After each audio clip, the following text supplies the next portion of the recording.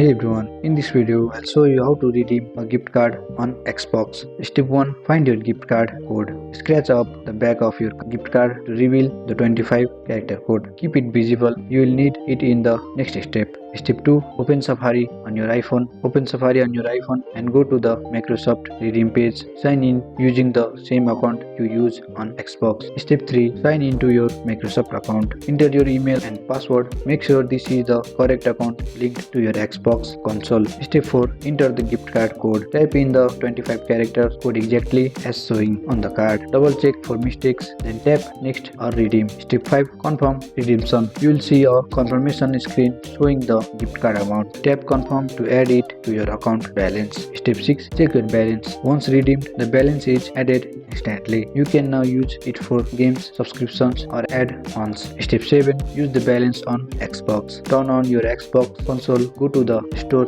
and buy anything you like. Your gift card balance will apply automatically at checkout. And that's how to redeem a gift card on Xbox using your iPhone. And that's it. I hope you like this video. If you find this video helpful, drop a like, subscribe to our channel. See you in the next video.